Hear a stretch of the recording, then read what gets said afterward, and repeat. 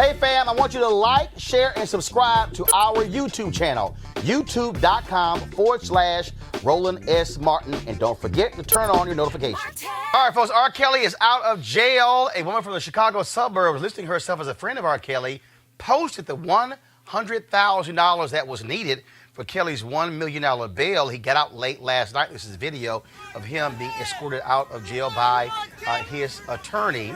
Now, Kelly is charged with sexually abusing 4 victims, three underage, over a period of 12 years. He has pleaded not guilty. Now, this latest indictment of R. Kelly coincided with attorney Michael Avenatti providing damning video evidence to the Cook County State's Attorney Kim Foxx. Avenatti said one of his clients came forward with a videotape showing R. Kelly having sex with an underage girl. Now he says he has another tape. Michael Avenatti joins us right now via the phone. Michael, so let's talk about the first tape you provided prosecutors. I've read different stories. That particular tape, the young woman who was on the tape from the 2008 case, is she the same person on that tape you provided Kim Foxx? Yes. And so are you representing someone who came forward with that tape, or are you representing somebody who's making allegations against R. Kelly? Well, let me clarify. I represent 7 clients, 2 parents, 3 victims, and 2 of the 3 victims have charges in the indictment. So 2 of the 4 in the indictment. And then 2 whistleblowers, individuals that were close to R. Kelly, and I'm now representing as it relates to them cooperating with authorities. Did these folks come to you as a result of the Lifetime documentary, that the 6-part series that aired, or have they come to you prior to that documentary being aired? No, long prior to the documentary, with the exception of a couple of them who have come to me within the last week. But we were first contacted about this situation in April of last year. I didn't even know Lifetime was doing a documentary, frankly.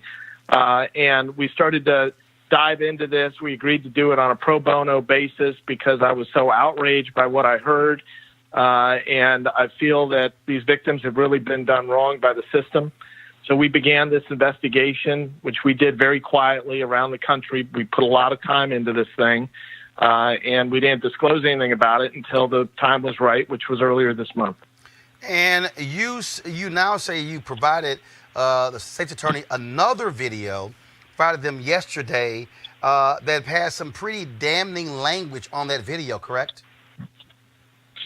Yeah, and there's no question. I mean, the video and the audio are very, very clear. Roland, this is not the situation from 2008. There's no question as to the clarity of the video. There's no question it's R. Kelly. His mole on his back is clearly visible, which was a big issue in the prior trial. His voice is recognizable. There's no question the girl is underage. Both he and her refer to her as only being 14 years of age. It is a very, very damning piece of evidence, and I don't believe that R. Kelly will be able to survive this. And let me read. You posted this on Twitter. Henry, go to my iPad. In response to press inquiries, I can confirm that the video we provided to prosecutors yesterday includes R. Kelly clearly stating the following to the victim, sometimes on multiple occasions: give me that 14-year-old vagina. That's not what he said, though. Show daddy that 14-year-old vagina. Spread those legs and show me that 14-year-old vagina. Give me that 14-year-old booty hole. The victim also refers to herself as being 14 years of age repeatedly on the tape. The point that in the 2008 trial, you're right. First of all, one of the issues, he tried to say that it wasn't him. It was a friend or someone else or a brother. But on that video, that particular video, someone from the outside called him by his name, and he answered yes. And in that case, the jury didn't say that wasn't him. The jury could not ascertain the age of the girl on the video, which is why he was found not guilty on child pornography charges. Well, that was one of the reasons. I mean, there were a bunch of reasons in that case. I mean, that was one of them. The other one was that the victims did not testify. This case, a number of the victims are going to testify. There's 4 victims set forth in the indictment. But, I mean, this is not role play on this tape. I mean, this girl is clearly 14 years of age. She states it. He states it multiple times. And you can also tell by other conduct on the tape that she's underage, based on some other things that she says on the tape, which I'm not going to get into the details of. But I do not see how he can possibly overcome this mountain of evidence. And finally, after 28 years of sexually abusing and assaulting young African-American girls underage, he is finally going to face justice, and it's not a day too soon in my book. You said earlier that you're representing a couple of people who used to be close to him or in his camp. Are those the folks who provided this video, and are you going to submit other videos to Kim Foxx?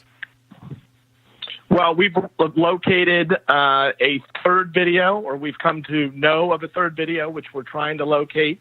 And then if we're able to, we're going to promptly turn that over. I'm not at liberty to discuss where exactly we got the first two videos. But like I said, this has been a lengthy investigation. It's taken a lot of time and a lot of effort, but it's paid some dividends. All right, Michael Avenatti, we certainly appreciate you joining us here on the show. Thanks a lot. All right, folks, back to our Roland Martin Unfiltered video in just one moment. All right, folks, calling all HBCU alumni, students, and leaders, enter the Ford Motor Company HBCU Mobility Challenge and win $25,000 for your school. Building on their long-term support of HBCUs, Ford is looking to improve mobility in HBCU communities through innovative solutions. The winning program will receive a grant of up to $25,000 to implement the proposal. Now, the deadline to apply is March 31st, 2019. Go to FGB.Life for more information to apply. FGB.Life for more information to apply. And if you're watching, tell your HBCU that if they don't know about this, they need to be doing it. You should be pushing this on social media. Again, folks, 25 grand that could go to one of the HBCU campuses.